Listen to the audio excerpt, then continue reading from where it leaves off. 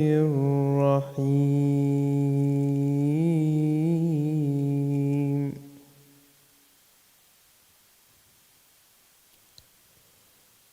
الحمد لله الذي أنزل على عبده الكتاب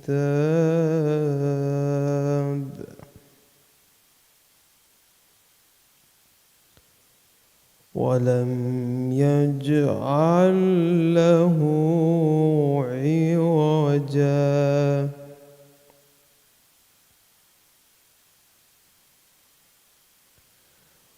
قيما لينذر بأسا شديدا من لدنه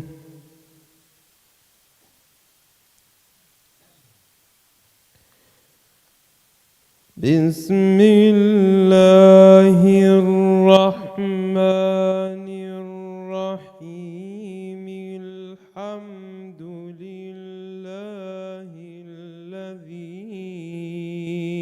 أنزل على عبده الكتاب ولم يجعل له عوجا قيما لينذر بأسا شديدا من لدنه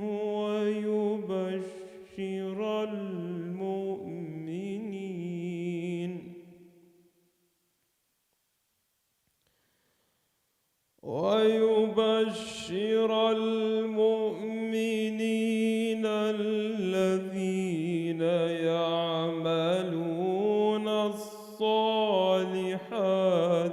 أن لهم أجرا حسنا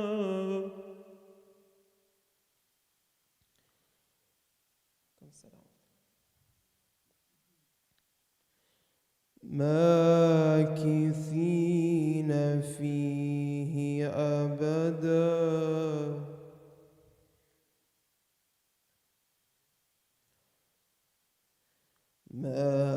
ماكثين فيه أبدا وينذر الذين قالوا اتخذ الله ولدا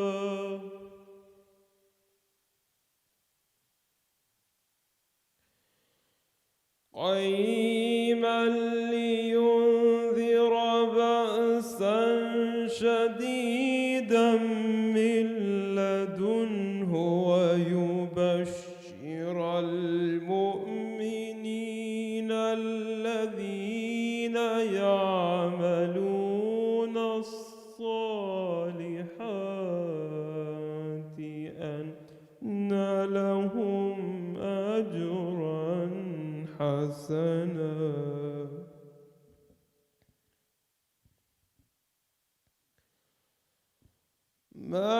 ماكثين فيه أبدا وينذر الذين قالوا اتخذ الله ولدا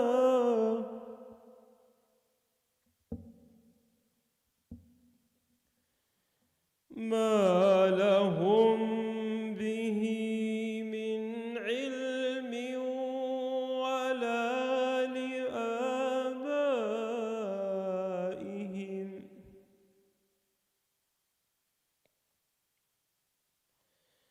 كبرت كلمة تخرج من أفواههم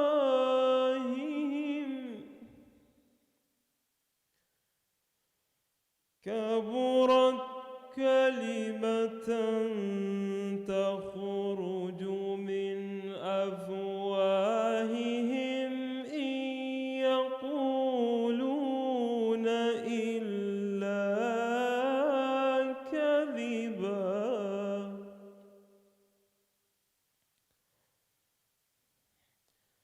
فلعلك باخع نفسك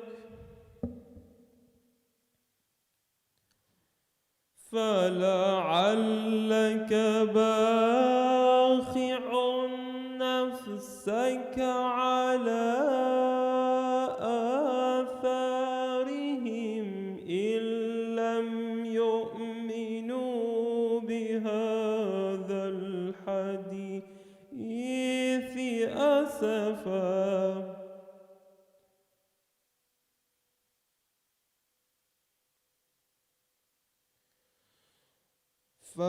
فلعلك باخع نفسك على آثارهم إن لم يؤمنوا بهذا الحديث أسفا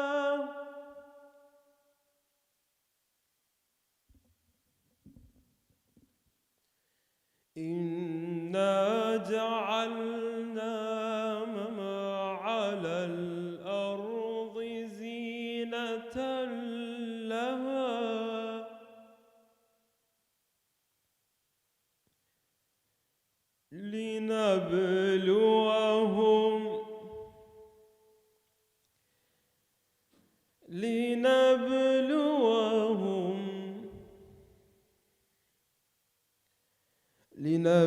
لنبلوهم أيهم أحسن عملا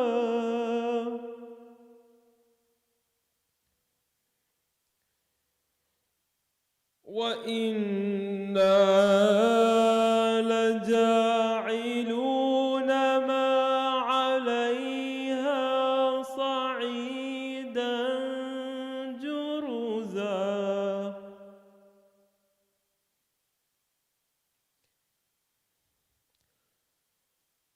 إنا جعلنا ما على الأرض زينة لها لنبلوهم أيهم أحسن عملا وإنا لجاعلون ما عليها صعيدا جرزا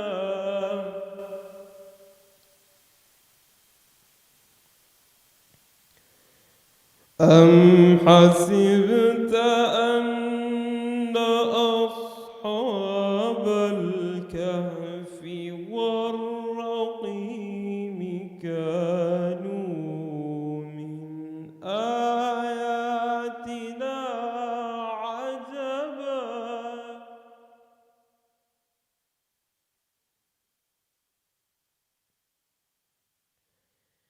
إذ أوى الفتية إلى الكهف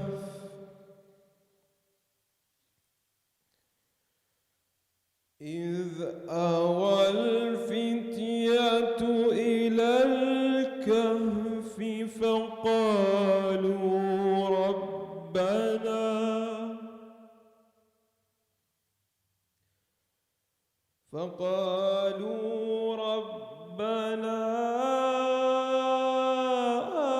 آتنا من لدنك رحمة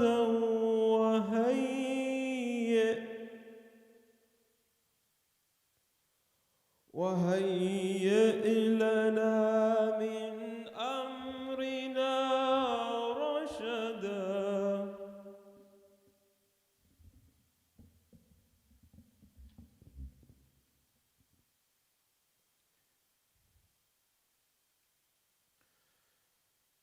أم حسبت أن أصحاب الكهف والرقيم كانوا من آياتنا عجبا إذ أوى الفتية إلى الكهف فقالوا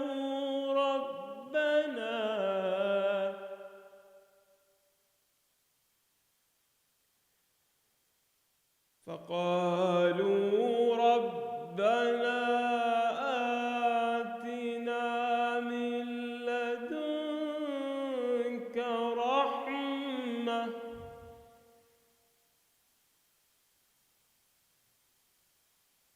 ربنا آتنا من لدنك رحمة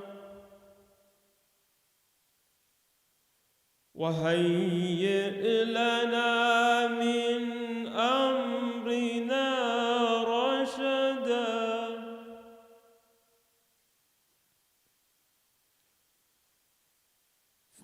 فضربنا على آذانهم في الكهف سنين عددا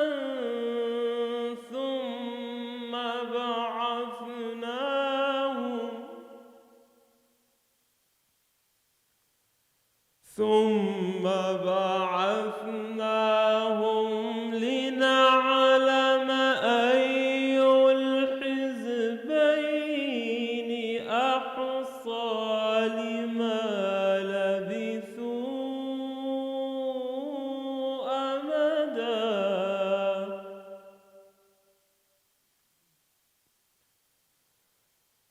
نحن نقص عليك نبأهم بالحق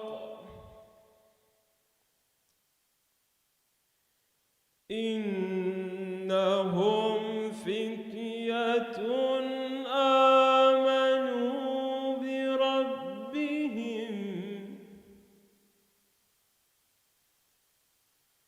إنهم فتية آمنوا بربهم وزدناهم هدى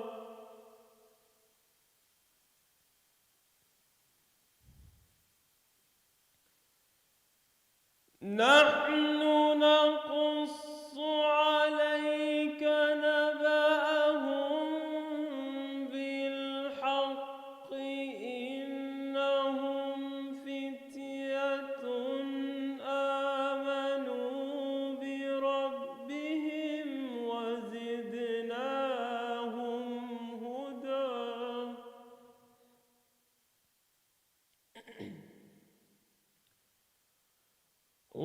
وربطنا على قلوبهم إذ قاموا فقالوا ربنا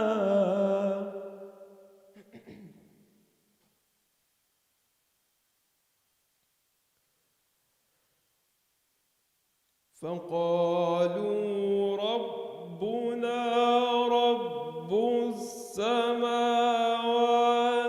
والأرض لن ندعو من دونه إلها لقد قلنا إذا شططا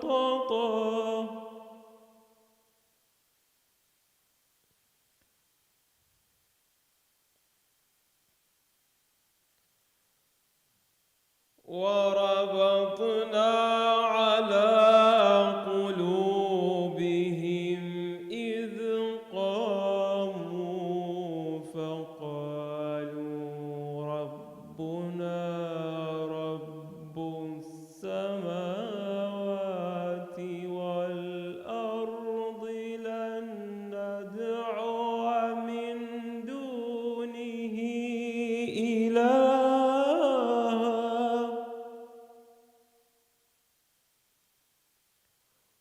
لقد قلنا إذا شططا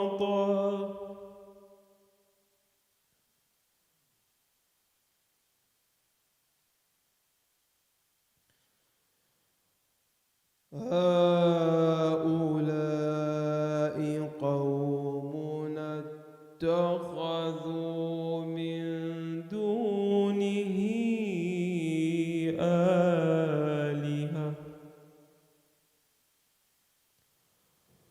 لولا يأتون عليهم بسلطان بين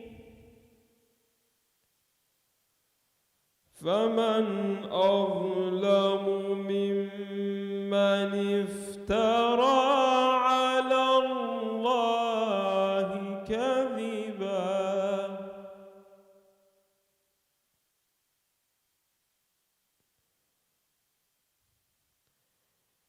وإذ اعتزلتموهم وما يعبدون إلا الله فأووا إلى الكهف ينشر لكم ربكم من رحمته ينشر لكم ربكم من رحمته ينشر لكم ربكم من رحمته ويهيئ لكم من أمركم مرفقا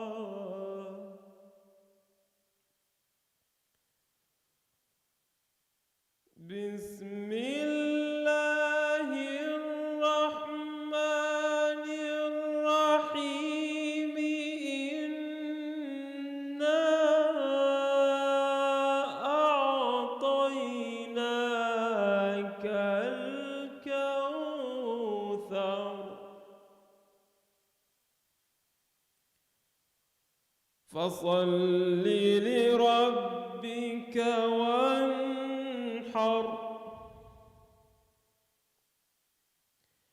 إن شانئك هو الأبتر صدق الله العلي العظيم وأفلح من صلى على محمد وآل محمد.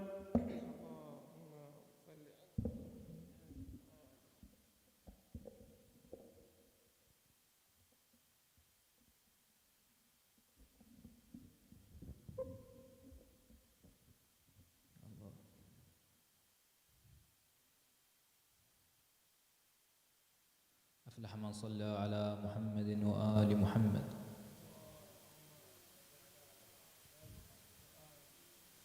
السلام عليك يا أبا عبد الله، السلام عليك يا ابن رسول الله، السلام عليك يا خيرة الله وابن خيرته، السلام عليك يا ابن أمير المؤمنين وابن سيد الوصيين، السلام عليك يا ابن فاطمة سيدتي نساء العالمين، السلام عليك يا ثار الله وابن ثاره والوتر الموتور، السلام عليك وعلى الأرواح التي حلت بفنائك، عليكم مني جميعا سلام الله أبدا ما بقيت وبقي الليل والنهار.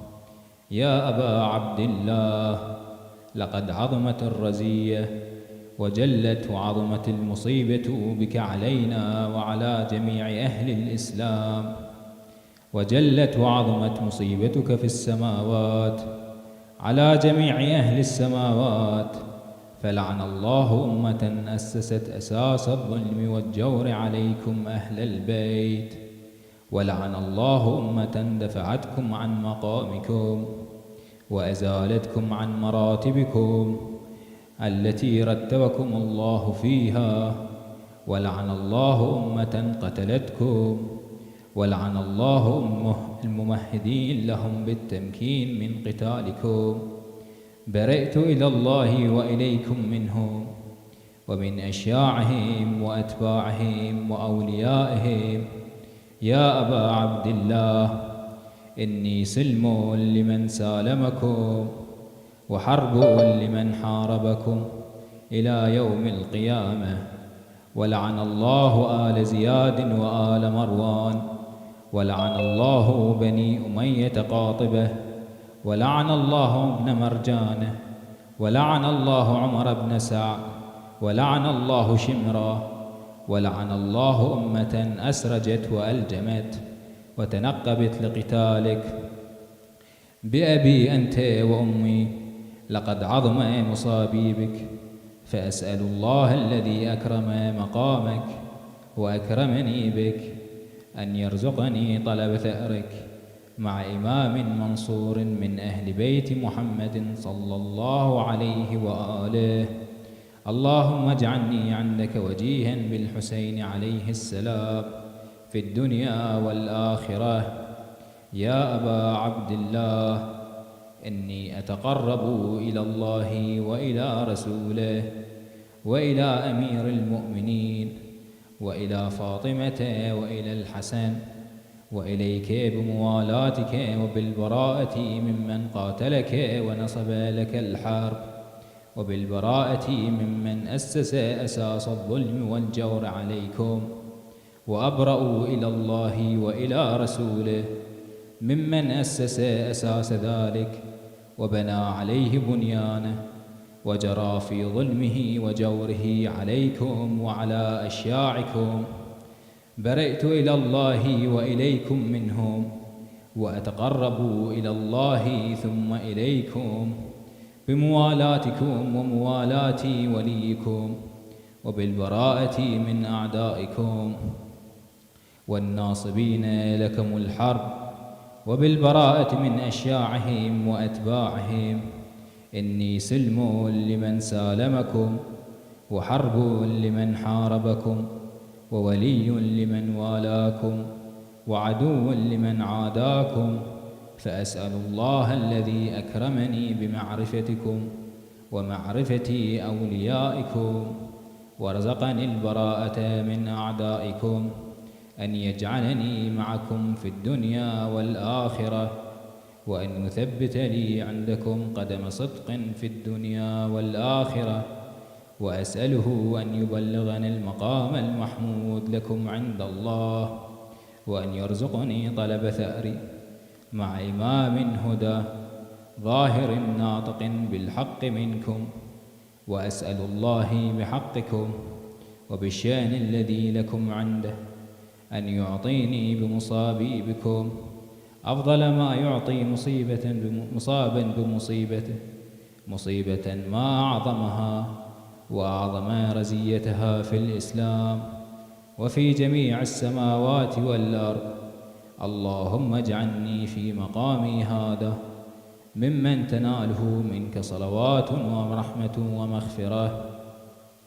اللهم اجعل محياي محيا محمد وآل محمد، ومماتي ممات محمد وآل محمد.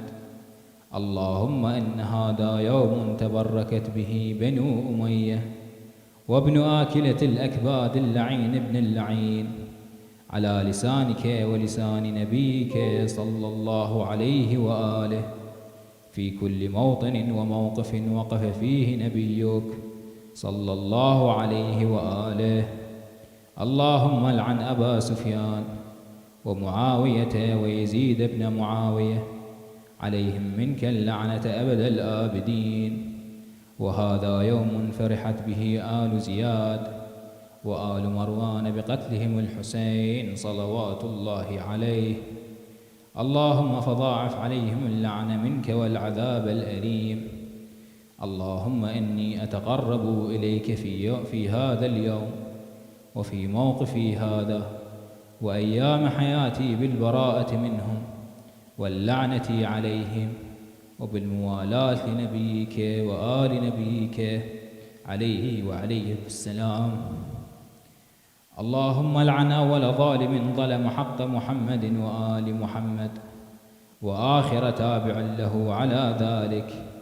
اللهم لعن العصابة التي جاهدت الحسين عليه السلام وشايعت وبايعت وتابعت على قتله. اللهم لعنهم جميعا 100 مرة. السلام عليك يا أبا عبد الله وعلى الأرواح التي حلت بفنائك.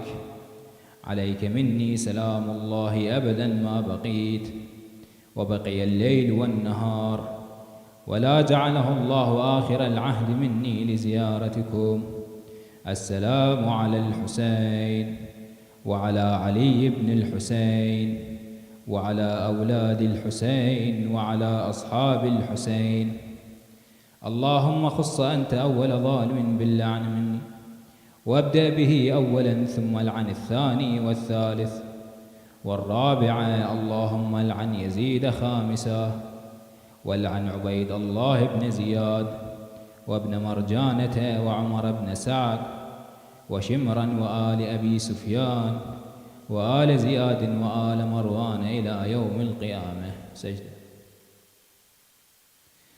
اللهم لك الحمد حمد الشاكرين، لك على مصابهم، الحمد لله على عظيم رزيتي. اللهم ارزقني شفاعة الحسين يوم الورود، وثبت لي قدم صدق عندك مع الحسين وأصحاب الحسين الذين بذلوا مهجهم دون الحسين عليه السلام. وأفلح من صلى على محمد وآل محمد.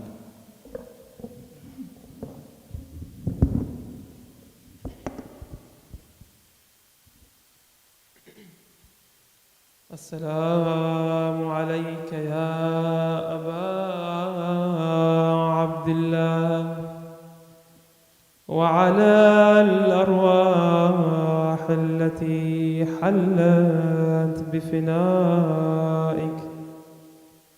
عليكم مني سلام الله أبدا ما بقيت وبقي الليل والنهار.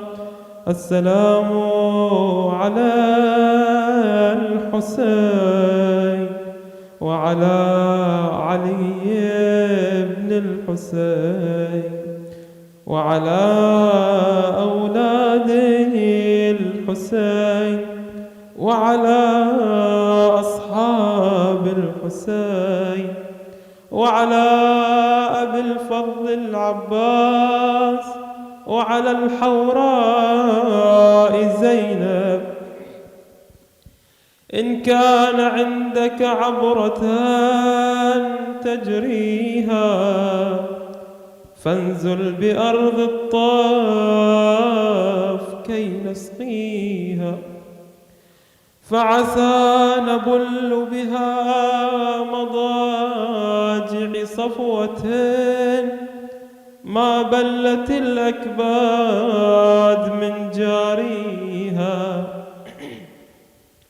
ولقد مررت على منازل عصمة ثقل النبوة كان ألقي فيها، فبكيت حتى خلتها ستجيبني ببكائها حزنا على أهليها. وذكرت إذ وقفت عقيلة حيدر مذهولة تصغي لصوت أخيها بأبي التي ورثت مصائب أمها. فغدت تقابلها بصبر أبيها لم تله عن جمع العيال وحفظهم بفراق إخوتها وفقد بنيها. لن أنسى إذ هتكوا حماها فانثنت تشكو لواعجها إلى حاميها، تدعو فتحترق القلوب كأنما يرمي حشاها جمره من فيها.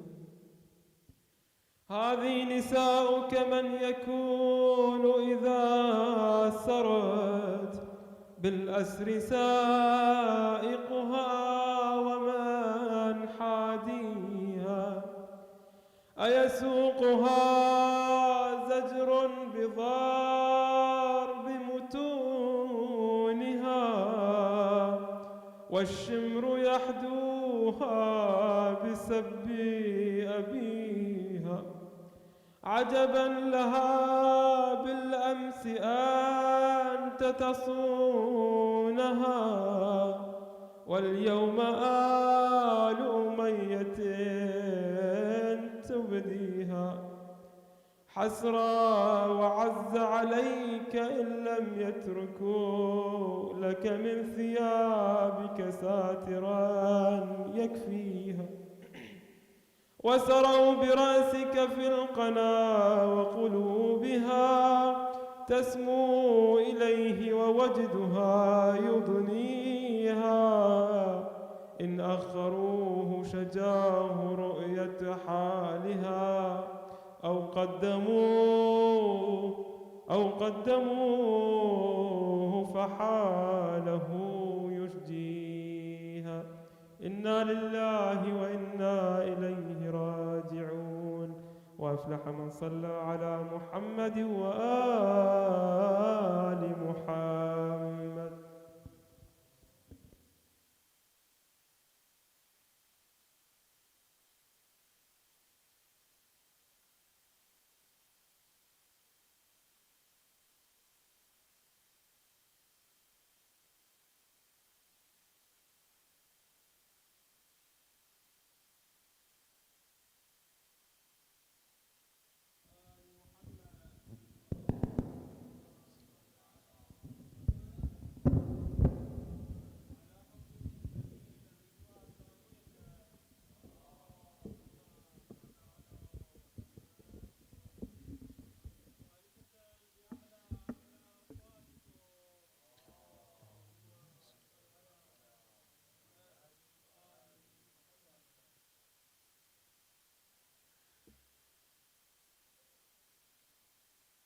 أعوذ بالله من الشيطان الرجيم. بسم الله الرحمن الرحيم. الحمد لله رب العالمين، بارئ الخلائق الأجمعين، والصلاة والسلام على سيد الأنبياء والمرسلين وخاتم النبيين، حبيبنا وحبيب إليه العالمين أبي القاسم المصطفى محمد.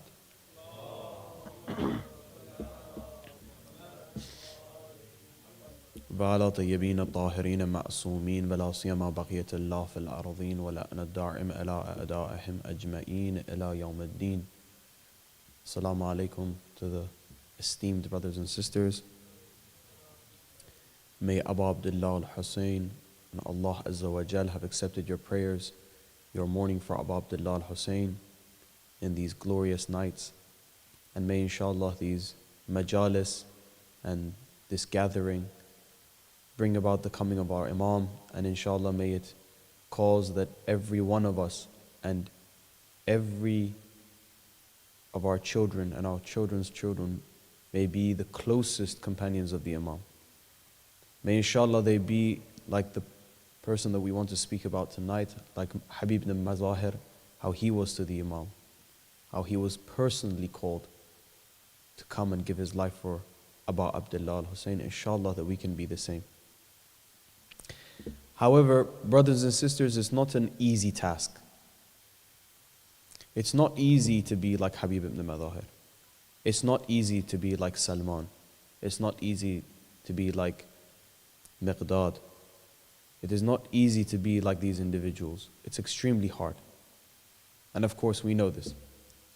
Anything that matters in this life and the hereafter, it is difficult to attain. Whether it be physical attributes that you want to reach, whether it be intellectual statuses that you want to reach, whether it be anything that matters is difficult. Because if it was easy to attain, it wouldn't matter. And this is one of the small reasons. This is one like a very, very small reason that hijab is important in Islam. Just in brackets, I want to mention this, that the reason that hijab is extremely important is because our women are valuable.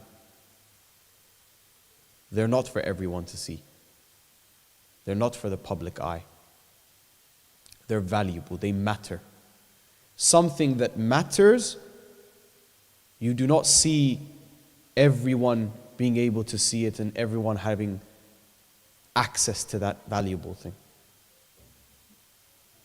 All those precious gems and paintings and so on and so forth that you see in museums, they're guarded very tightly.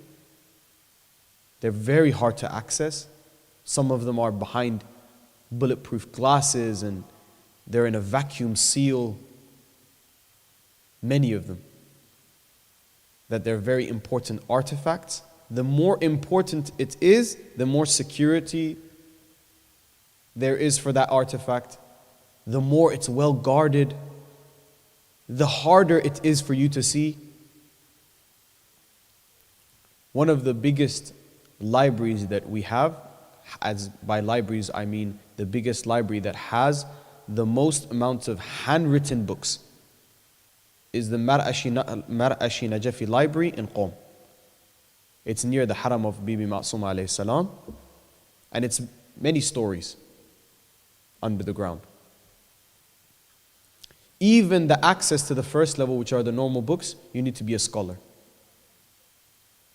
And the second level, you need to, I can't remember exactly the degree you need to have, but it's either a master's or a PhD. Some of the levels or some of the access to some of the books, you need permission from your university or hawza that you're studying, and it's a specific research that you're doing. You need to know the book that you want to go and research in. It's not public access. Some of the books there are extremely valuable. They're one of a kind. Some of the hadith books or handwritten, for example, Qur'ans that exist and they're there and they're maybe 600, 700, 1,000 years old. Even there's a very old Bible that was gifted to Ayatollah Mar'ashi Najafi that is there. The access to these books are extremely difficult. So it's valuable. Now, if you want to do a valuable thing, it is extremely hard to reach it. If you want to attain something valuable, it's extremely hard. It's very simple. That's how the law of nature is. That's how this world, the fundamental of this world is. And if you try extremely hard to where you're one of a kind, where you're like Salman, من not Ahl al-Bayt, then of course your value increases. Our values are not because of our different ethnicities or the color of our skin, or in Islam it's very clear. There's no difference between people illa taqwa, ayah of the Quran. The only thing that gives you your value as an insan is taqwa. The more taqwa you have, the more valuable you are. People that do not have taqwa, it is mentioned in the riwayat that some of them, now we cannot judge, we can't say one person is like this. No, however, in a whole, it is mentioned that a person that doesn't follow any of the rules or some specific sins, they're lower than even animals. This is the difference between a human and any other creation, an insan and any other creation. You can decide to be lower than animals, but you can decide to be higher than angels. It's your own choice. It's your free will. A beautiful riwayah from Ali ibn Abi Talib, where he says, the insan is like a cup. Every single cup or a bowl or any object that contains liquid, when you fill it up, when it fills to the brim, that's the limit. You cannot fill it anymore. However, ilm is different. Ilm, knowledge. Ilm is so that the more you pour, the bigger this container gets. Now, where is ilm stored? In a human. So it's a quality of only humans, mankind. That by adding more, you add more to the container of your existence. This is extremely important. There is no limit. It is limitless. That's why an insan, a human, can reach Allah like no other creation. No other creation. And a kamil insan, an insan that is complete, like Rasulullah, salawat, Allah,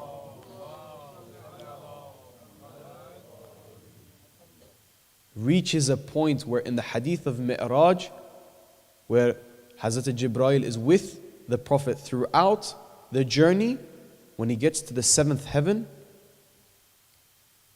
when they get to the tree, Hazrat Jibreel says, I cannot pass here anymore.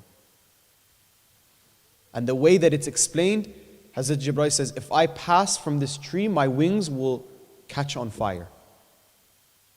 Now you can say that's a metaphor. There's a lot of explanation, philosophical explanation for this. However, his intensity of existence, his existence cannot handle the realm that is above the heavens. And that realm, just to summarize, is the realm of Allah Azza wa Jal.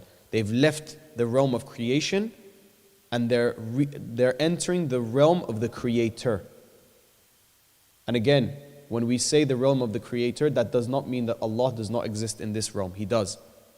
But the intensity of existence in the other realm is so extreme that Hazrat Jibreel cannot withstand it. Only an insan kamil, a complete human being, can pass that. Like Rasulullah. This is mad. This is what we should, number one, we should do shukr. And we should be glad that such a blessing was bestowed upon us. And we should be thinking that, am I actually acting accordance to what Allah Azza wa Jal has gave me? Am I acting according to that? To the ni'mat and to the blessings that Allah has given me? Am I acting according to that or not? Now, one of the people that did act upon it is Habib ibn Madahir. Much older than Imam Hussein alayhi salam. He's seen Rasulullah. He was one of the closest companions of Amir al-Mu'mineen, Ali alayhi salam, one of the closest. And it's narrated that a letter was sent to him by Imam Hussein alayhi salam for him to come and fight in this war. Now, this is nothing to diminish his value. He would have come no matter what. Actually, it adds to his value. Why? Because it was a personal invitation. Sometimes there's an event, and you're definitely going to be invited to this event. But because you have a certain value, that person that is holding this event still sends you a personalized invitation with your name on it, to say that you matter to me, you have a certain value. This is Habib ibn Madahir. His value is great. Now let's learn from this individual. What did he do to reach this status? How did Habib ibn Madahir reach this status? And the answer, Habib ibn Madahir gives himself. On the Zuhr of Ashura, he gives a speech and he says the qualities of the companions of Abu Abdullah al-Hussein. He himself says some of the qualities. Now it's not complete, but some of the qualities. The first quality that he mentions, he says, we the companions of Abu Abdullah are pure. We are tahir. We are pure. We've been purified. Not anyone can be shaheed in Karbala. Only the pure ones. They have to go through purification. Now some people have had a long time, like Habib ibn Madahir, that they've purified. Some, it's overnight, like khur, that we mentioned yesterday. Some, that we mentioned yesterday again, were like shimr. They were supposedly good for some time, and they ruined everything. So we cannot be ensured that we are pure. However, we have to try to have that quality within us. Purity in our intentions, purity in our actions, purity. Now there's a beautiful story, a true story, of a khadim. Khadim meaning a worker or a person that works in a certain establishment. And this establishment is the Hawza in Tabriz. Tabriz is a city in Iran, in the northwest of Iran. Very old. There's been loads of Hawza Ilmiya there. Now this Hawza Ilmiya, it had a khadim, a worker that would clean, for example, the gardens over there. And now, one night, this story is narrated by one of the people that was studying in that Hawza himself. That one night he saw this worker was at his dorm in his accommodation, and he could see a certain light from that room. Because usually in the houses, the first floor is classes, and then the floors above are the dormitories where they're the accommodations that they stay. So usually where you study yourself, either the floors above or maybe right next to it, is small little rooms. Rooms that maybe 4 students stay together, 3 students stay together according to the Hawza obviously. And then at the end of the corridor, usually there's facilities for going to a shower and so on and so forth. So one day he was going to take wudu, it was in the middle of the night, and he saw there was a weird light coming from this room. A light that was not like the normal lights of this world. It wasn't a lamp light. So he went close to see what's going on in this room. And he heard a voice, a very beautiful voice, and a smell of flower. And he tried to listen to who is that person speaking, but he couldn't hear who it was. Just would hear some voices, and he would hear this khadim, this worker, just saying, yes, of course I will do it. Yes, Agha, yes, Agha. Just answering yes to the person that was speaking. And he realized that, okay, who is this? And as soon as he wanted to go into the room and see who it was, the light was gone and there was no one there. So he waited the next morning. He came up to this worker and said, who were you speaking to? And he said, I was speaking to someone. He was like, I know you were speaking. I heard voices. He was like, oh, don't worry about it. And he kept on trying to sway the conversation so that he wouldn't answer the question to who it was. And he said, listen, if you don't tell me, I'm going to ensure that I tell everyone. He kept on persisting on wanting to know what was going on. And he was like, okay, I will tell you. However, you are not allowed to tell anyone until the Zuhr of Jum'ah. 3 to 4 days from now. And he said, okay, I won't tell anyone. Tell me what's going on. And he said, the person was Imam Zaman alayhi salam. Allahumma salli ala Muhammad. This person was Imam Zaman alayhi salam. And he said to me that the closest of my companions, because we have narration of this, that in every age, in every year, there is some people, in some riwayat it said 30 or some number, that are always with Imam Zaman alayhi salam. But because it's the Qibat of Kubra, we don't know who those individuals are, but there are individuals that are constantly with Imam Zaman alayhi salam, and they have direct contact with Imam Zaman alayhi salam. He said one of those circle, the closer ones, will pass away, hasn't passed away yet, will pass away on the Zuhr of Jum'ah, and Imam has asked me to join that circle. So I'm going to leave. I'm going to leave in the Zuhr of Jum'ah. I'm not going to be here anymore. And throughout these few days, this student, which was a scholar, was an alim, training to be a alim, was looking at what he did. Why was he so important that so many scholars did not have the privilege to speak to Imam Zaman alayhi salam, but he did. So he paid attention to what he does during the day. And he saw that he was very quiet during the day. When he spoke to people, he was very polite. He laughed with them. He was joking with them. Very, very polite, very kind. It was not his job to wash the clothes of the tullab, of the people that were studying there, the scholars. But he always said to them, no, bring your clothes, let me wash them. He would wash the clothes for them.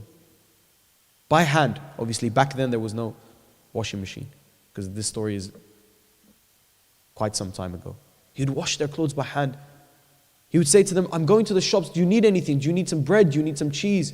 Let me get it for you, it's fine, don't worry about it. He was so kind, he was so polite. He was pure. Remember the first trait we mentioned? He was pure in his intention. He would come and clean and broom the floors and so on and so forth, clean the hose.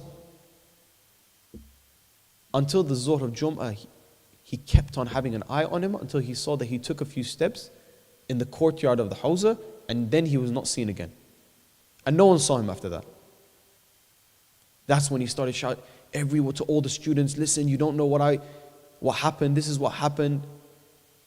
It's the simple ones, it's the pure ones, brothers and sisters.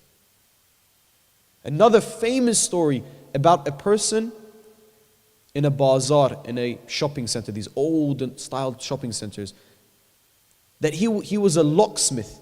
He would only fix locks. And this person was in direct contact with Imam Zaman alayhi salam. But this person, he himself did not know that was Imam Zaman. But Imam Zaman would come to him every single day. Why? Because he was pure with intention. Every deal that he made, it was not malicious. It was not out of the ordinary. If it was worth, for example, let's say in today's money, £10 to fix a lock, he would take £9. He would take £9.50, a little bit less, just to make sure that what he was doing was halal. And there's a story about a lock that an old woman had, and she would go to every single of these shops to sell this lock, and everyone would give her a very low price because it was second hand, but not the true worth of the lock. And this man saw that this old woman, she was not in very good condition, she wasn't very wealthy, she had problems in terms of economically. So he said, listen, I will buy it this price, a little bit over what it was worth, just to help her out. Even in these intentions, he was pure. He was pure of heart. It doesn't matter what job you have, whether you are a university professor, a scholar, a locksmith, a butcher, whatever you may be, are you pure with intention? Your intentions, are they pure? It's famous that Ayatollah Bahjat's son, and he's still alive today in Qom, he always says that when I was walking with my father, many alims, many scholars wanted to see him, but he didn't pay too much attention. To some of them, of course, the big alims that were very pure in heart, he would. But he said it was very interesting. There was a person that would clean the streets of Qom. I don't know if you've been to Iran before, but they wear like an orange suit, orange long suit, and they clean the streets. And Ayatollah Bahjat would give him so much respect and go to his house, drink tea with him. And his son once said to his dad, why is it that you give this person that he's cleaning the streets, why do you give him so much attention? Why do you go sit with him, laugh with him, and give him so much time? You having all this, you barely even have time to study, and you have to teach, and you're a marja. He was a marja at the time. He said, because of who he is, how pure at heart he is, how pure of intention he is. He is one of the awliya of Allah, but we do not know. Brothers and sisters, there's many things that is hidden, and this is a riwayat, this is a hadith, that there's many things Allah has hidden between the masses. One of them, which is very famous, the night of Qadr, between all the nights. We don't know exactly what night of Qadr, which one is the night of Qadr. Some people say 21st, 23rd, 19th. There's even some narrations, the 15th of Sha'ban. We don't know. One other thing that is hidden between the people is the awliya of Allah between normal people. Awliya of Allah, we mean friends of Allah, people that are very close to Allah Azza wa Jal. They've reached a certain status. They're hidden within the people. And the reason being is so you respect everyone. Because you could not know if this person is truly awliya of Allah. Always assuming that I have understood it wrong. If this person has done something to me, I assume the best of my brother, of my sister. They said something, maybe they didn't mean it. Maybe they had my best interest at heart. Or we're having a majlis together. One person disagreed with my idea. Having the best interest that person that said such a thing, they have the best interest for this majlis of Imam Hussein. To think of each other in the best way possible. This is being pure in our hearts. Pure in our intentions about others. Pure in intentions about what we are doing. Sometimes you want to pray, for example, and by actions, brothers and sisters, it's with our actions that we can understand if we're truly pure. There's no one looking. We're alone at home. I want to give you an example. And we pray so fast, it's like lightning. Like someone's connected us to 230 volts of electricity. So fast. And then we go where there's a crowd of people watching. And it takes us 1 hour to finish a prayer that should take us 2 minutes if we play normally. Now here, you have to think to yourself, why did I do this? Why is it when no one is looking, I don't pray properly, I don't even do a dua, I don't read Quran, but when people are looking, I do. Sometimes, brothers and sisters, riya, as it is in the hadith, it is more difficult to see than an ant on a glass in the darkness. This is a hadith. That's how difficult it is to find riya in our own actions. So it's constantly we need to revise what our actions are like. My actions. I need to revise my actions. The more you revise in your own actions, you look back at your actions, the better you know yourself. Unfortunately, some of us, we think that we do know ourselves, but we don't. We truly don't. We lie to ourselves more than we lie to others. We fool ourselves more than we fool others. And that's not being pure. That's not even being pure to yourself. So the first trait that is extremely important is purity, brothers and sisters. Purity. And these are the nights that we have to ask for purity. It's from Abu Abdullah al-Hussein that you get purity. That's the effect of Karbala. That is the effect of Ashura of Imam Hussein alayhi salam. It's that it gives us purity. Let's pay attention to the effects that crying for Abu Abdullah has. What does it do? It purifies your heart. In the Ravah it's mentioned that 3 things even remove the marks of your sin. Marks of your sin. What does that mean? When you make a sin and you ask for forgiveness, yes, Allah is all just, He's all forgiving, all merciful, so on and so forth. So He will remove your sin. However, what you've let go of your actions, it has a rippling effect in the cosmos. Your action, every action, has an equal and opposite reaction. According, let's say, if the laws of Newton are correct. It has an opposite reaction. Now, who is going to be the impact of that opposite reaction? You yourself. Now, you can do so that you can take away this opposite reaction. You can take the mark, the effects of that sin. 3 things. Number 1, doing khidmat to your mother and father. Doing khidmat to your mother and father. That truly has an effect that it not only wipes your sins away, it leaves the marks away as well. It takes away the marks. It takes away this opposite reaction that is going to affect you. Especially if your mother and father are older and they truly need you. And not to help them in a certain way where you think that you're doing anything important. You're not.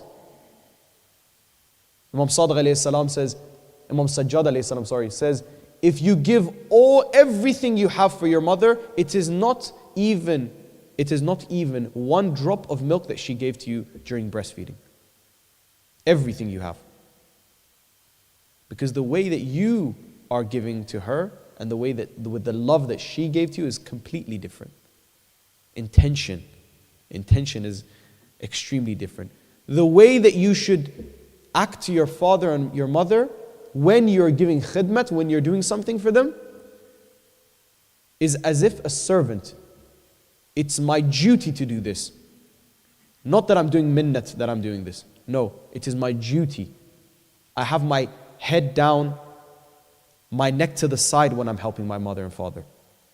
I'm not doing anything important.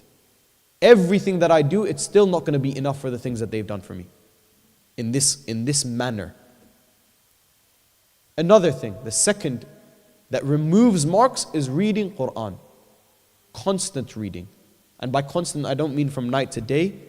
I mean a certain amount that I have decided to read every day. And I know I keep saying this every night because of the importance. The Quran purifies your heart. It purifies your heart. So it's extremely important for even a small 1 page, 2 pages a day, decide when you should read this and don't let it go. Make sure you read that every single day. It's an effect, a slow effect that it truly can change lives. It is a shame to say I am a Muslim, I am a Shia, and I do not read Quran until the next Ramadan. It's extremely important. We must give it a special time. Why? Because if you do not give a certain time, you will keep on pushing it back. In the morning you're tired, you're going to say, okay, I'll do a Zuhr time. Zuhr time, you're really busy, it's in the middle of the day. You say, I'm going to do it when I get back home. You get back home, you're with kids, and you put a certain time that you are free. For example, let's say before you sleep, or whatever time suits you. However, even put an alarm on your phone. Make sure in that time you read the Quran. And you don't need to exceed, and don't go less than you usually do. Until you're comfortable, you know for a fact it's very easy to read that 1 page, then you can increase. Increase by 1 page, for example. Half a page even. But if you do increase it, don't let it go again. Don't go so high. Don't increase it to 10 pages where you know you can't do it. Small amount, but do it every day. And the third one, which is extremely important, that many of the scholars and the awliya have done ta'keed of this, is crying for Abu Abdullah al-Hussein. It purifies your heart. It washes away your sins. These 3 things. Doing khidmat to your mother and father, reading the Quran, crying for Abu Abdullah al-Hussein. Crying for Abu Abdullah al-Hussein, brothers and sisters, if it's in the best sense, if it is every day, if not, in a regular time, a weekly, not to forget. We have hadith that Imam al-Zaman alayhi salam, Allah,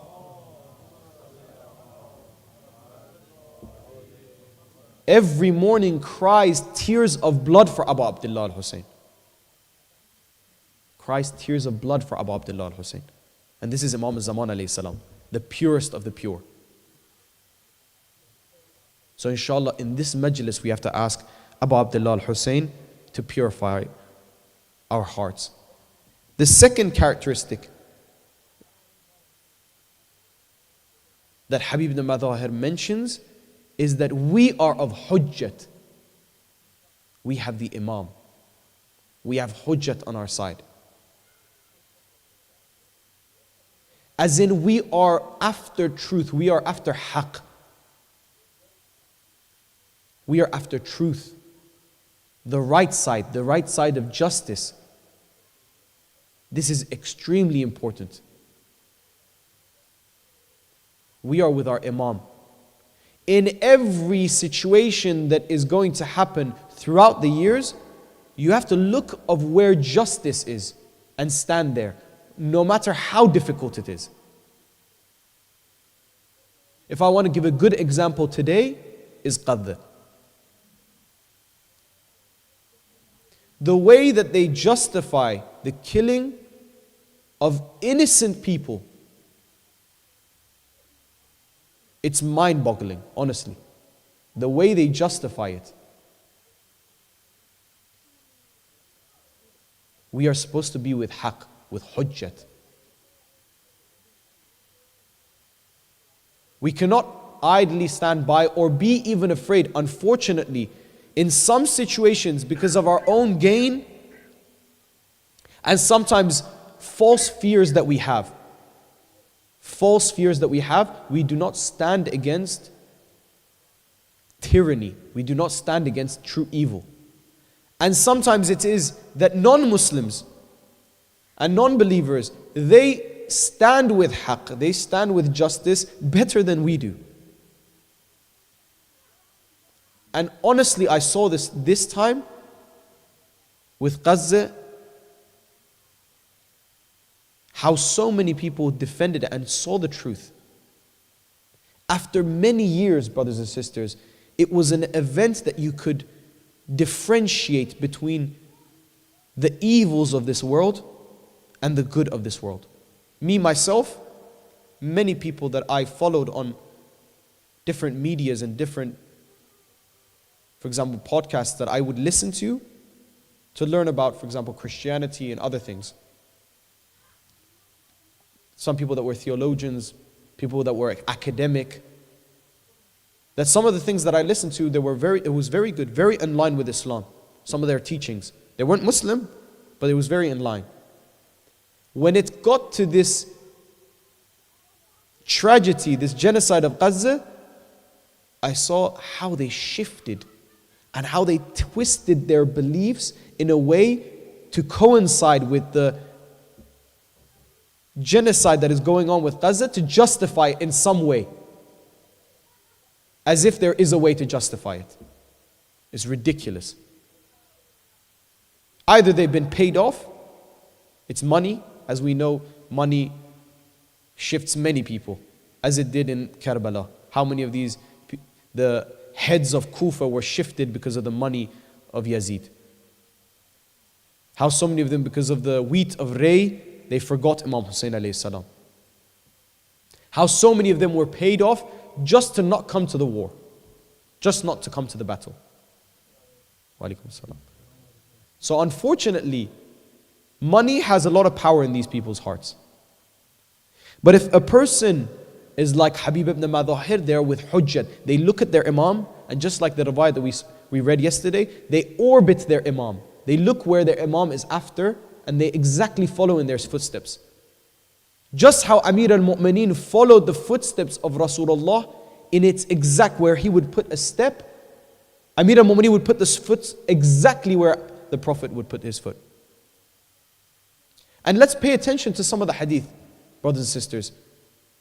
Find me some hadith in the time of Rasulullah from Imam Ali alayhi salam. Very difficult. If someone would come to Amir al-Mu'mineen, they would point at Rasulullah.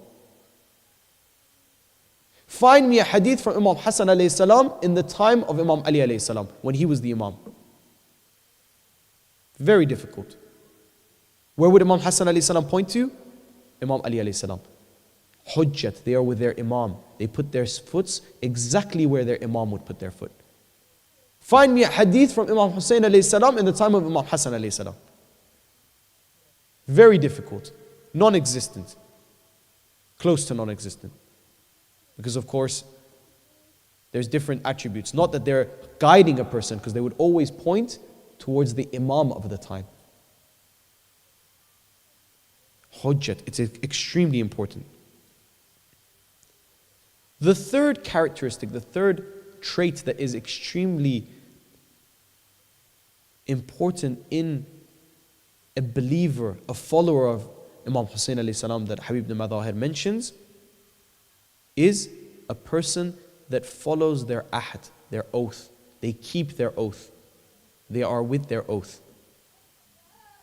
If they say, I will do a certain thing, they keep to their word. Of course, you've heard man of your word. Oath is one of those things that differentiates true believers from non-believers. And I mentioned that an oath, even especially to your youngers, your children, sons and daughters, is as if, because you're a father figure, you're like an imam to them. When they're young, this is emphasized even more. So what you need to do is you need to act exactly as you said. If a instance, something has happened where you cannot keep your oath, let's say you promise them that you will be back home, and weather conditions are in a way where traveling is nearly impossible. You're in another city, the flights are cancelled, buses don't go because of the weather conditions. You shouldn't let it go, you should explain. See, I wanted to do it, however, the circumstances are so that it's impossible for me to come. Sometimes, brothers and sisters, we think, why did my children turn out like this? Why are they not so enthusiastic about religion? The first place we should look to is ourselves. How much of the religion did I show them? Not said to them, how much did I show them with my own actions? And then your expectations are more realistic. Because it's one thing saying it, but it's one thing doing it yourself. Especially about praying.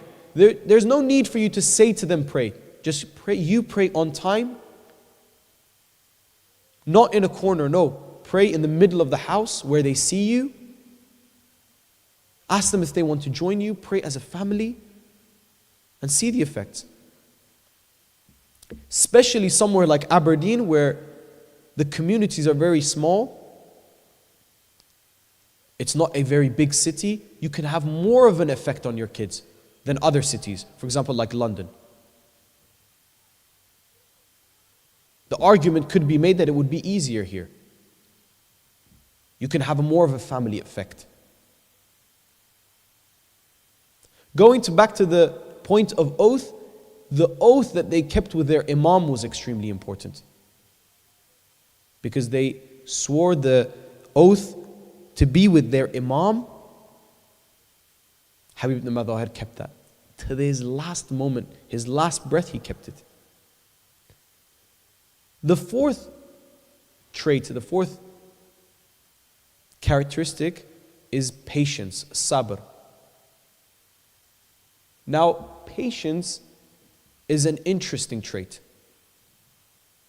Patience is one of those traits that even in any religion you look at, it's been mentioned.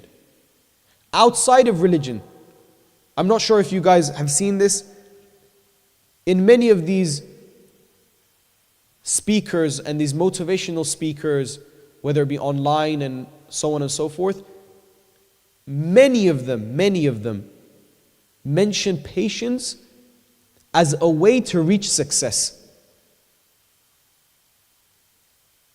Why?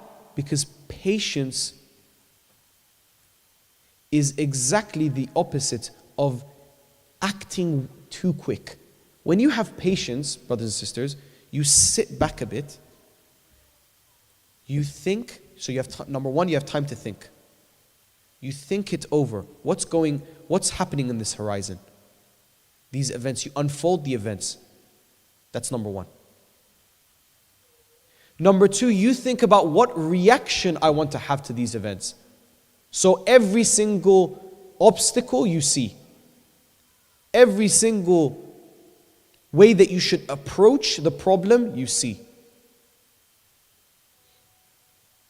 And then the result of that action that you have, you can also analyze.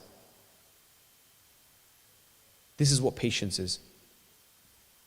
In the materialistic world, we want to mention. Now, patience for the hereafter is exactly in the moments of hardship. And I want to mention one of these instances which resonates very well with our youth: marriage. Now, for many young people, especially young men, it's very difficult in their youth not being married. Patience. Having patience is extremely important. Not giving away to haram, that is a patience in itself. Not giving out in haram is a patience in itself. It means you have sabr, you wait. You ask Allah for the best companion. And you do not make a hasty decision in doing so. So you speak to your parents, to your elders, to the scholars of the situations that has arisen for you, and you analyze them each, not making a hasty and a emotional decision. No, a logical decision based on the teachings of Islam.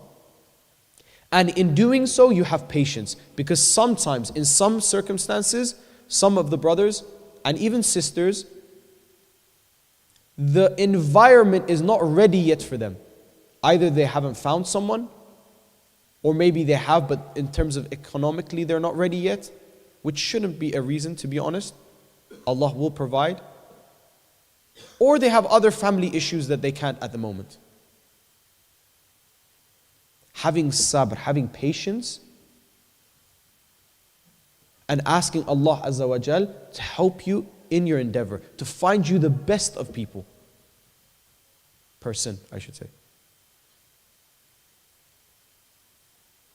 That's patience. In an economical issue, for example, you're in a very tight spot economically. Having patience, having sabr. And by patience, I do not mean sitting down and asking Allah, oh please help me to have more money and doing nothing about it. No, having patience, yes, it does mean that you control yourself. However, that means also you sit back, you analyze the situation, as we said, you think about the ways that I can approach the problem, and then working hard towards it. And leaving the result to Allah. The result is not in my hand, but what is in my hands is how hard I can work. Same goes for exams, for example. Sometimes people have too much stress for exams. Do your hard work, study well, take good notes, study throughout the year. The result, don't worry about it. Leave that to Allah Azza wa Jal. Leave it to Allah. However, do the work yourself. Because if you don't, then Allah won't help you. It's as simple as. Allah will not help you. Why? Because He Himself has said, if you want something, you have to work towards it. That's how this world is set. That's how He created this world. You need to go after it. You need to act upon it. Patience. As you've heard, patience is a virtue. In the life of Allama Tabatabai rahmatullah alayh, a very esteemed scholar, one of the greatest that has walked on this earth. Allama had a extreme poverty when he was in Najaf. It was so that many, because of the situation, he couldn't buy food, and his wife did not eat well, and they lost their child while she was pregnant. Not once, few times.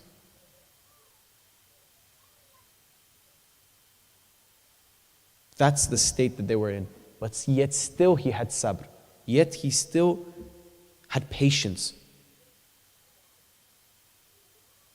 Until it was Unbearable, he decided, what should I do? I've been 10 years in Najaf. They left back to their home city in Tabriz. After all of those years of studying and having all of that ilm, all of that knowledge, he went back to farming. Why? Because of his economical situation. 10 years he stayed there until it was time for him to come to Qom and go back. And by the way, when he was there farming, it doesn't mean he wasn't doing any studies, or he was studying on his own. Of course, he had reached a state where he could do his own research and excel himself in terms of the knowledge by reading and writing many things. One of his, before the tafsir of Al-Mizan, which is the greatest tafsir that we have, he wrote another tafsir in Tabriz, which was a stepping stone to the tafsir of the Quran that he wrote later. However, most of the time in the day he spent on farming. Why? Because of his economical situation. He didn't say, oh, why Allah, I've done so much, I've studied so much for you, and I've wanted to help Imam Zaman alayhi salam, and now I'm in this state. No, he had sabr, he waited, and then later on, Allah bestowed upon him many students, many situations where people like Henry Corbin, which were a French philosopher, came to Iran and they had debates, and he wrote many books that today they're much ahead of their time. Today, not at the time that he wrote them. And the school of thought that he had, now thousands of scholars and students are following on that path. And his name is now everlasting because of that. And then he had spiritual students that continued the path that he had. And look at the blessings that it caused him. That every single student that is being taught under him by his student, he's also getting the reward for that. It's everlasting reward. The books that he's written, the tafsir that he's written. And the fifth and the last trait that Habib ibn Madahir mentions, arguably you could say it is the most important one, is taqwa. Now taqwa, brothers and sisters, in terms of lughat, in terms of its actual word that it means as a shield, to protect yourself. And why does that mean? That means taqwa is having a shield holding yourself against sinning. Doing the dues of Allah, what Allah says that you must do, you do. And what He has prohibited, you do not do. That is the essence of taqwa. There is no high, I promise you that there is no higher spiritual plan, there's nothing more spiritual, and there's nothing greater than this one thing, taqwa. Doing the things that Allah has told you to do, and not doing the things that He said is haram. For this, number one, you need to educate yourself. You need to go out and see what is haram so that I don't do it. And I know many of you will think, well, of course I know them. There are some that you definitely do not know. So you need to educate yourself. Every day, 20 minutes, 10 minutes, 15 minutes. Ask a scholar, what should I read? What should I go through? A few pages of reading. A mu'min, a true believer, is wise. Imam Zaman alayhi salam needs wise individuals. Individuals that are every day after excelling themselves intellectually, spiritually, in every single, even materialistically, of course. Excelling yourself in every, that's what Imam Zaman alayhi salam needs. Definitely not a lazy person. Definitely not a person that doesn't care about their intellectual increase, doesn't care about their intellectual status. Every day reading. So of course there's things that we do not know, and then making sure that the things that are wajib, I am doing them. The things that I must do, I abide by them. If I don't, it is like the analogy I want to give now. Anything else apart from what I've said, if you do, it is as if, let's say you have a bowl. A bowl, and in this bowl you've poured some milk with honey, or any other food that you think of. Nahari, for example. Anything. In this bowl, you've put some good food and you want to eat it. Now you take a drop of najasat, something very disgusting, and you put it into this bowl. The whole bowl, can you even eat it anymore? Is it of use anymore? You need to pour that whole bowl away. This bowl is like your soul. Just like the analogy that Imam Sadiq alayhi salam has, that your soul is like a mirror, and sinning is like putting drops of dirt or black marks of mud on your mirror. The cleaner this mirror is, the more it resembles Allah Azza wa Jal. Because remember, we are supposed to be Khalifatullah fil ard. Ayah 30 of Surah Baqarah. That's what we were created. But if it's not clean, if it doesn't resemble Allah Azza wa Jal, how can you use it? Now what you need to do to this bowl is you need to first purify it. You need to ask for tawbah. You need to ask for forgiveness. Clean this bowl out. Then pour again good milk or whatever you want to drink into it. Now if you make this bowl again, you drop it, for example, a drop of blood into this milk again, what is the point? And that is why, brothers and sisters, we do not excel even though we do so many good things. We come to the majlis of Abu Abdullah al-Hussein, we give for charity, we help out, we help our elders, we are respectful. But that one instance where I make that sin, when I do that haram, what have I done? I've dropped that najasat in the bowl. I just destroyed everything I said. And I have an evidence for what I'm saying. What is the evidence? A hadith from Rasulullah.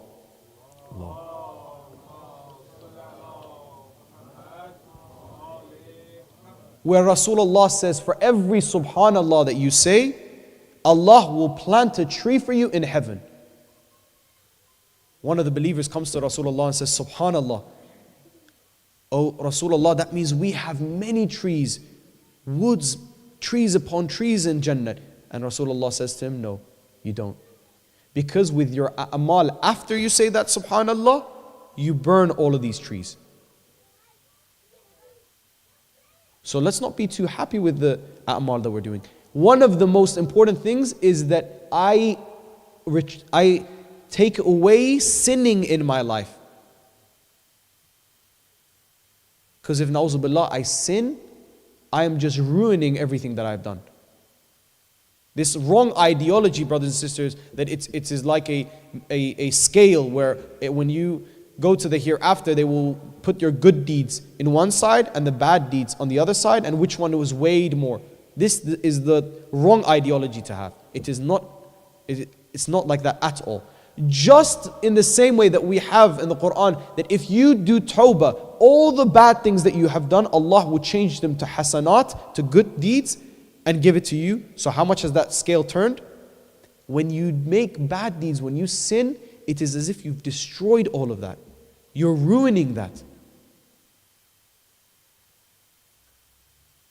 Rasulullah mentions that jealousy is one of them. Jealousy is what burns your a'mal. It burns it. So having taqwa, staying away from sinning, is the utmost important thing that you can do. Every single time someone came to Ayatul Bahjat and said, what should I do for my spirituality? What did he say? Stay away from sinning and do your wajibat. Many of the other scholars that are very spiritual and stay away from sinning and do your wajibat. Pray on time. Do your fasting. Take care of your parents. Do so and so. Stay away from sinning. This is the life that Habib ibn Madahir lived. This is the life that the followers of Abu Abdullah did. That's why they were pure.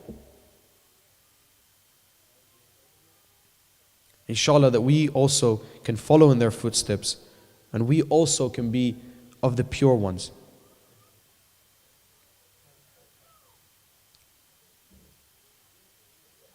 Brothers and sisters, one of the effects of Karbala, after the martyring of Abu Abdullah al-Hussein is that all of the sky turned red, turned dark. And it is narrated that fresh blood was raining from the sky. It got so dark suddenly, so dark, that all of the army of Yazid suddenly knew what they did. They knew that they were doomed from this day onwards. The enemies of Abu Abdullah al-Hussein were doomed. Assalamu alayka ya Abu Abdullah وعلى الأرواح التي حلت بفناء عليك مني جميع سلام الله عبدا وما بقيت وبغي الليل والنهار فلا جعله الله الآخر العهد مني لزيارتكم. All together, brothers and sisters. السلام على الحسين وعلى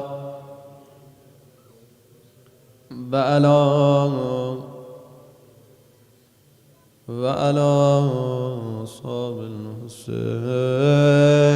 In the land of sorrow, beneath the crimson sky, stood Habib ibn Madahir, where brave souls defy.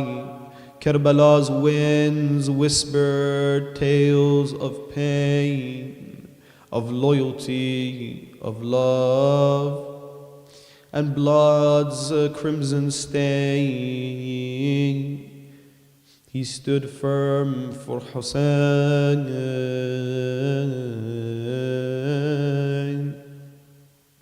his heart pure and true, with a voice full of sorrow, yet strength that grew.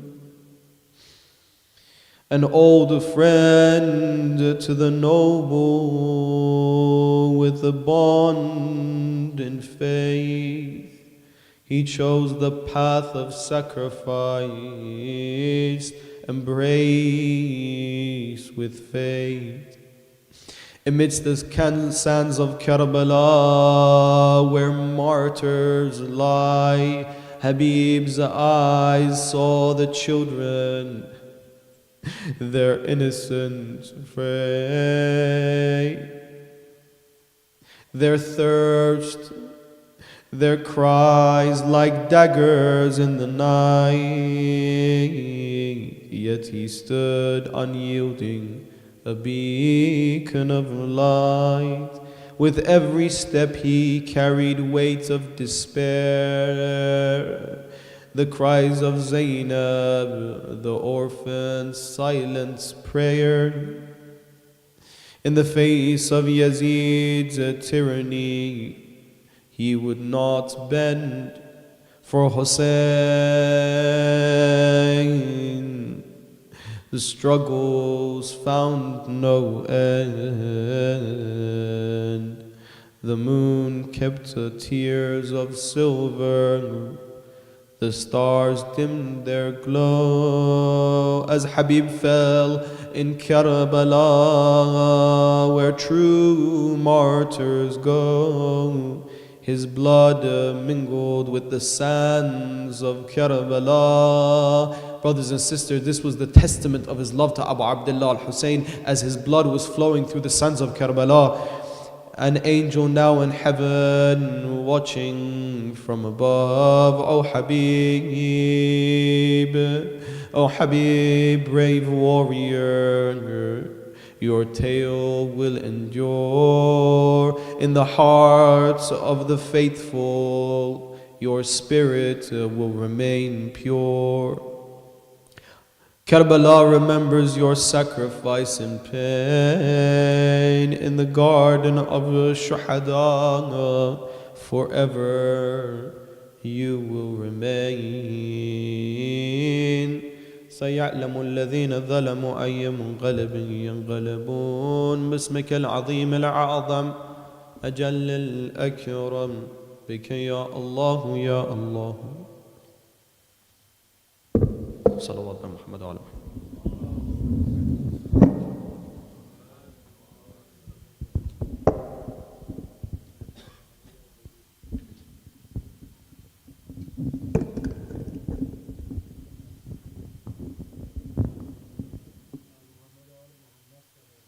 اللهم صل على محمد وآل محمد.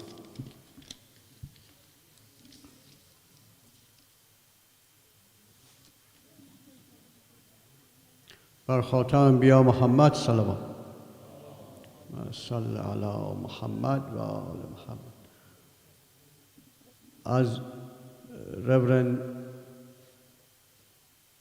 Sheikh mentioned, that tonight is devoted to Habib ibn Mazahir, the oldest soldier of Karbala, 72 years of old, and one of the stars of Karbala. All of them are stars, but one of the most shining stars in Karbala. We saying, quoting him, Ya Habibi, Ya Habibi, Ya Habibi, Ya Habib, Ya Habibi, Ya Habibi, Ya Habibi, Ya Habib. ای شهید زهره ها شورا حبیبی یا حبیب. It's not working.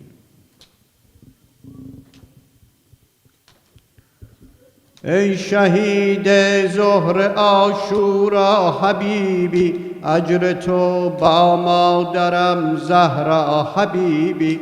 ای شهید زهره عاشورا حبیبی، اجر تو با مادرم زهرا حبیبی. یا حبیبی یا حبیبی یا حبیبی یا حبیبی یا حبیبی یا حبیبی. Repeat.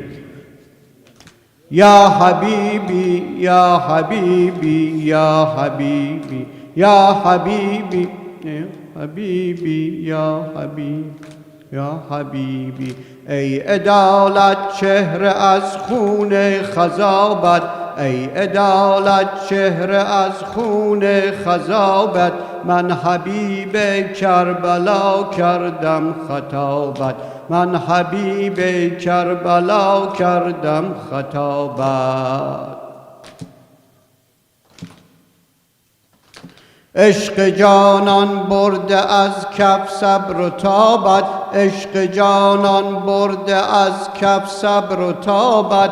کشته می گردی در این صحرا حبیبی، کشته می گردی در این صحرا حبیبی. یا حبیبی یا حبیبی یا حبیبی یا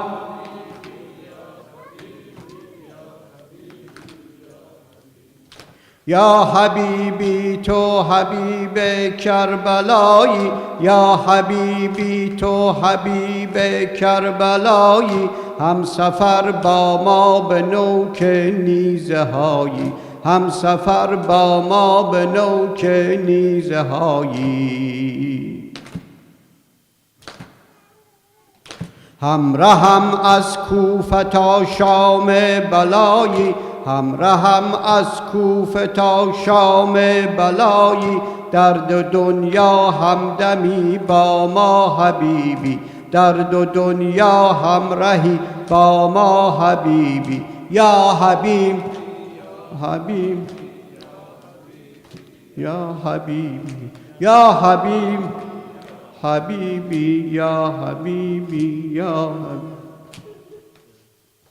یا حبیبی من که خود مولای دینم، یا حبیبی من که خود مولای دینم، نخل زهرا و امیر المؤمنینم، نخل زهرا و امیر المؤمنینم، کس نداده پاسخ هل من معینم، کس نداده پاسخ هل من معینم، مانده ام بی یار و بی یاور حبیبی یا حبیب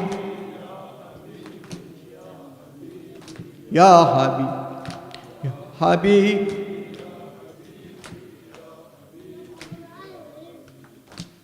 حبیبی یا حبیبی یا حبیبی یا حبیبی بین چه آمد بر سر من، یا حبیبی بین چه آمد بر سر من، از آتش خشکیده کام دختر من، از آتش خشکیده کام دختر من،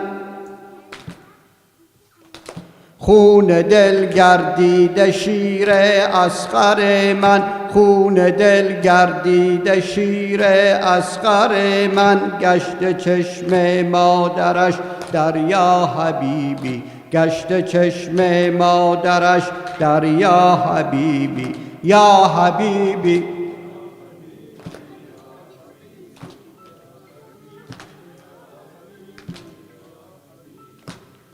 حبیبی یا حبیبی یا حبیبی شد نفسها سوز سینه، یا حبیبی شد نفسها سوز سینه، از آتش خشکیده لبهای سکینه، از آتش خشکیده لبهای سکینه، زرد گشته رنگ گلهای مدینه، زرد گشته رنگ گلهای مدینه، خون چکد از چشم سقا یا حبیبی، خون چکد از چشم سقا یا حبیبی یا حبیبی یا حبیبی یا حبیبی یا حبیبی یا حبیبی یا حبیبی یا حبیبی یا حبیبی من، یا حبیبی من غریب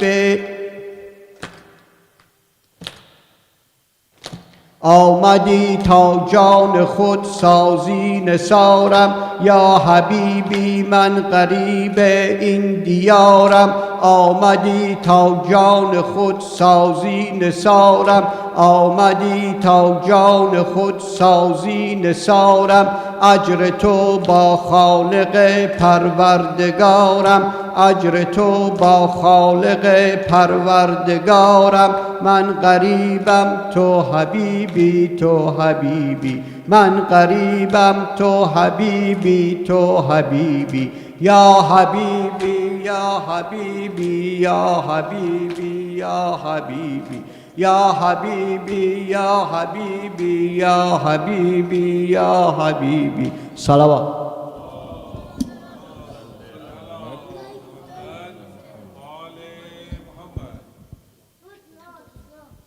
صلوا على محمد وآل محمد.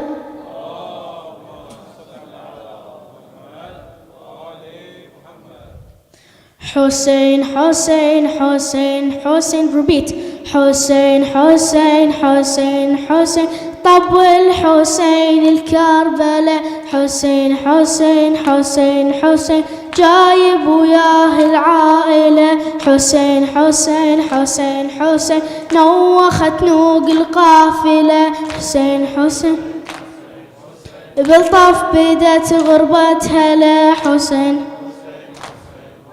يا كربلة تلقي الضعن صيري له بالغربة وطن ويا مدالي لأجن تلقي الضعن والدللة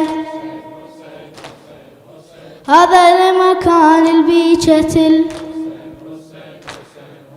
من شابهم حد الطفل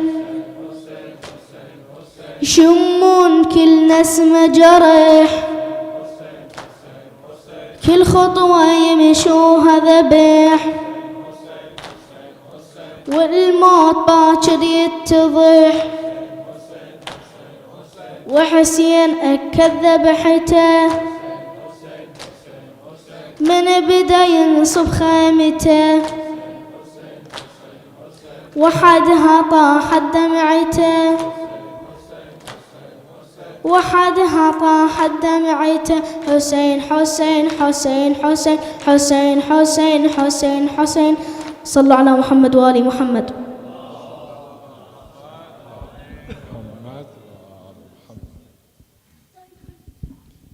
يا حسين صار الله يا أبا عبد الله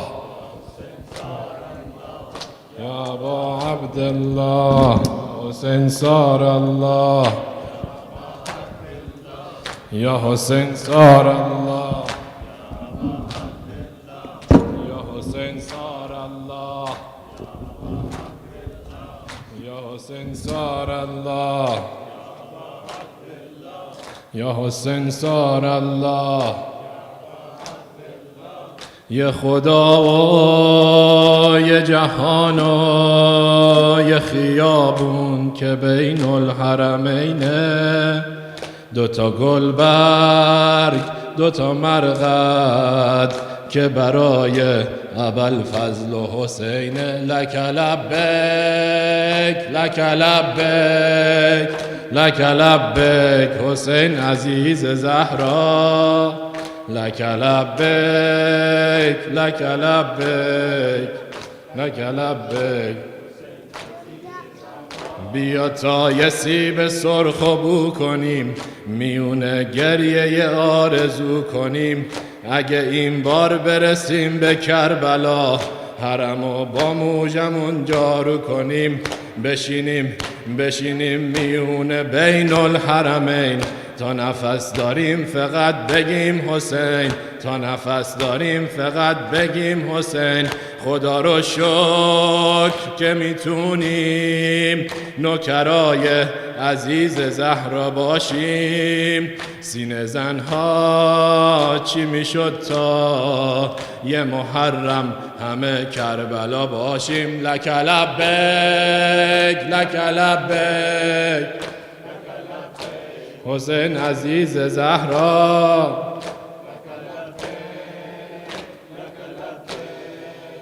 لک لبیک عزیز زهرا شب بارون با دل خون دل مجنون هوای لیلا داره شب گریه زیر بیرق دل عاشق هوای کربلا داره روی دوشم علم تو روی قلبم همیشه حرم تو یعنی میشه که ببینم روی چشمام یه روزی قدم تو لک لبیک لک لبیک لک لبیک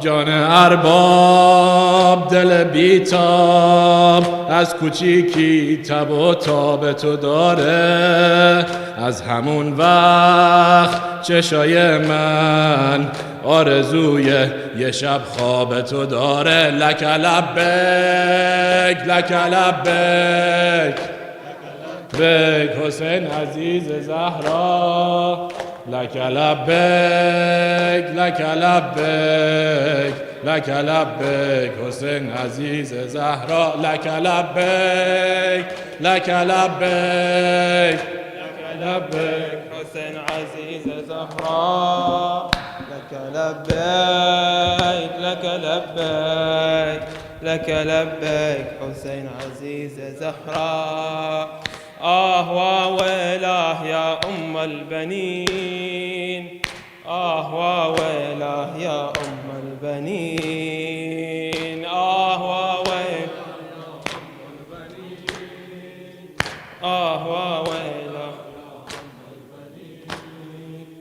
أنت أم الحزن أم أم البنين لك قلب يستقي منه الحنين، صاغه الله لمقطوع الوتين، فسرى السبط به مجرى الدم، فسرى السبط به مجرى الدم.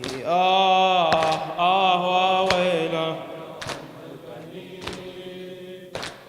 وويله يا أم البنين، وويله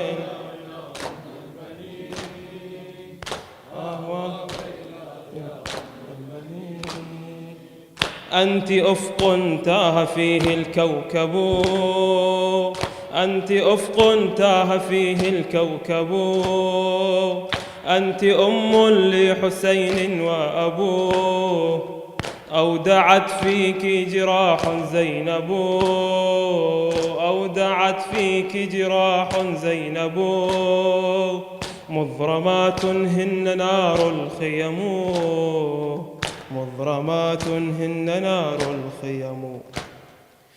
بيتك المسجد بيت المصطفى، بيتك المسجد بيت المصطفى، وإلى محرابك يهوي الوفا، وإلى محرابك يهوي الوفا، وإليه الروح والقدس هفا، وإليه الروح والقدس هفا، لاثما منك تراب القدم، لاثما منك تراب القدم. وويله يا أم البنين، وويله يا أم البنين، وويله يا وويله يا أم البنين.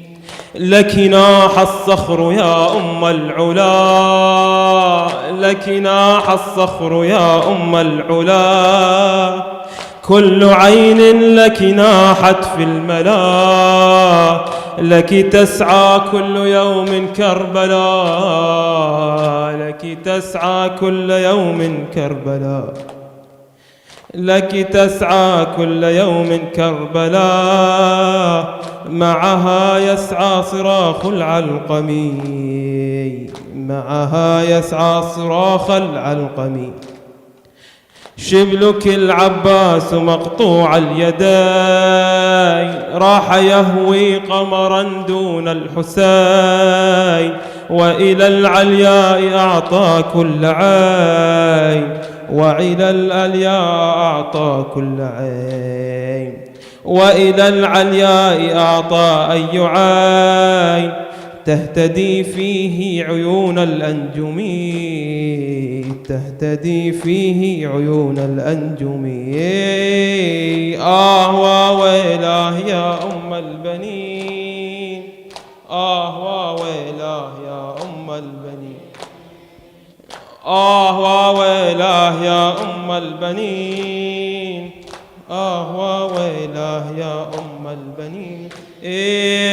وبنوك الطهر للحق سيوف، هم ليوف تتحدى للحتوف، فتية ساروا إلى وادي الطفوف، ليواسوا شبل فخر الأمم، ليواسوا شبل فخر الأمم.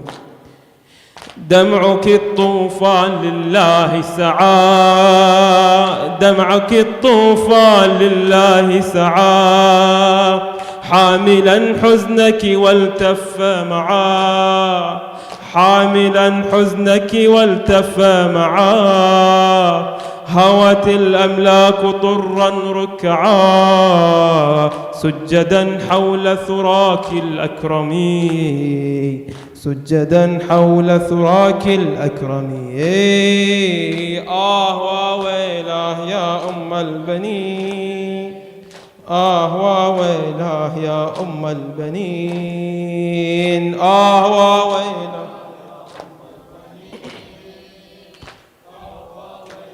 يا أم.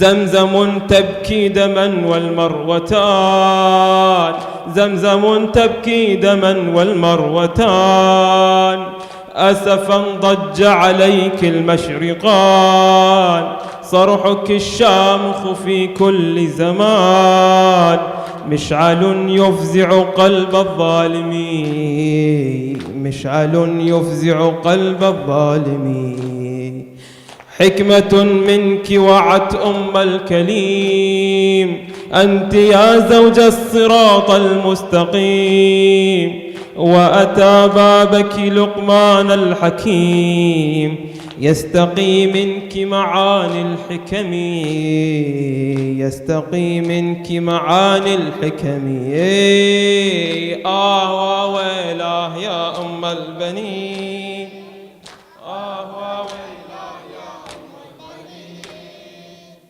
وويلاه يا أم البنين وويلاه يا أم البنين مثلما أوفيت عهدا للرسول لك ذكر من جراح لا يزول مثلما أوفيت عهدا للرسول لك ذكر من جراح لا يزول أنت قد أقررت عينا للبتول أنت أقررت عينا للبتول وعلى بابك صلى قلمي وعلى بابك صلى قلمي وويلا يا أم البنين وويلا يا أم البنين وويلا يا أم البنين أم البنين يا حسين يا حسين يا حسين يا حسين يا حسين يا حسين يا حسين يا حسين أي أهل حرام أي أهل حرام أي أهل حرم میرو علمدار نہ آیا اے اہل حرم میرو علمدار نہ آیا علمدار نہ آیا علمدار نہ آیا اے اہل حرم میرو علمدار نہ آیا اے اہل حرم میرو علمدار نہ آیا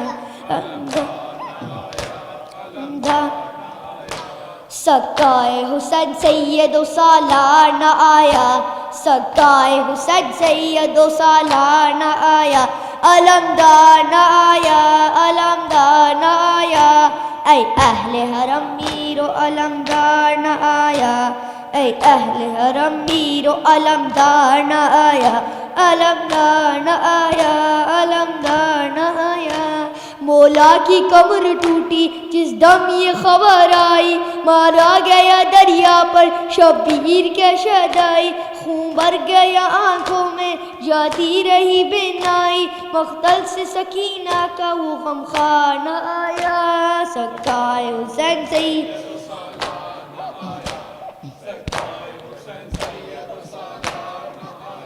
علمدار نہ آیا علمدار نہ آیا اے اہل حرم میرو علمدار نہ آیا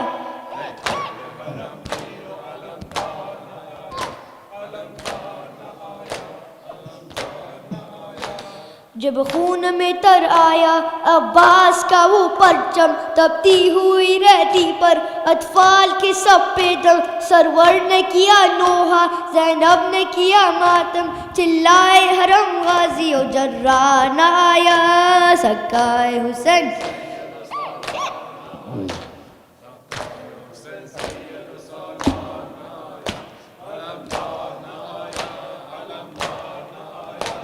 اے اہل حرم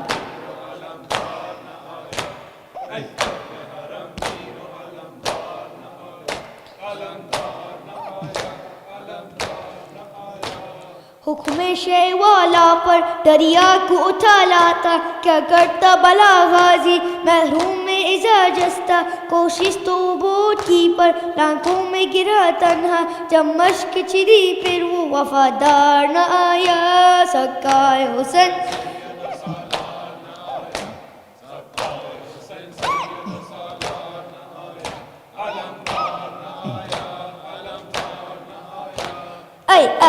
हरम Miro अलमदार न आया।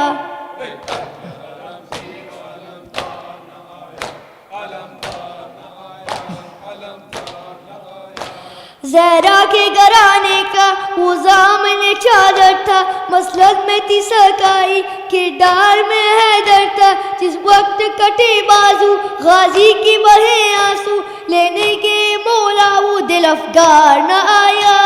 सकाए हुसैन सैयद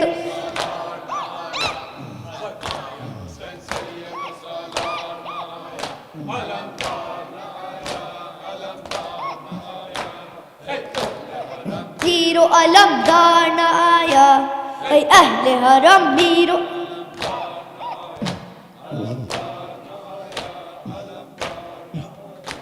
बच्चों की सदाएं थी अब्बास चचा पानी, एक मश्क लहू देकर एक मश्क भरा पानी। उस मश्क सकीना से जिस वक्त बहा पानी, वो मर गया दरिया पे हयादार न आया। सकाए हुसैन सैयद दार न आया। सकाए हुसैन सैयद सालार न आया, अलमदार न आया।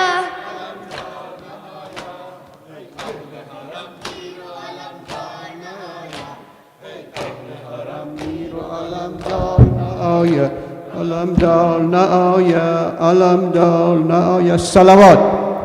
Allahumma salli ala Muhammad wa ala Muhammad. Toward Qibla, brothers. Allahumma nas'aluka wa nad'uk bismika al-azim al-a'zam al-a'azz al-ajall al-akram بحق إمام زماننا وبدماء شهدائنا. يا الله يا رحمن يا رحيم يا مقلب القلوب ثبت قلوبنا على دينك. إلهي يا حميد بحق محمد، إلهي يا عالي بحق علي، إلهي يا فاتر بحق فاطمة، إلهي يا محسن بحق الحسن، إلهي يا قديم الإحسان بحق الحسين. اللهم اغفر للمؤمنين والمؤمنات والمسلمين والمسلمات الأحياء منهم والأموات، إنك غازي الحاجات، إنك مجيب الدعوات برحمتك يا أرحم الراحمين. For the peace of soul of our beloved ones, parents and relatives of all attendees who attended tonight, the ones who passed away from all attendees, for the peace of soul of them, and particularly for the peace of soul of recently passed away Marhuma Nusrat, daughter of Hassan, the mother-in-law of Dr. Rudgari and mother of Sister Sayyida Nahid, for the peace of soul of her and all the passed aways of all attendees tonight. Please recite Fatiha ma'al ikhlas wa salawat. Allahumma salli ala Muhammad wa ali Muhammad. And also for brothers and sisters that they want to ask Namaz Mayyat is the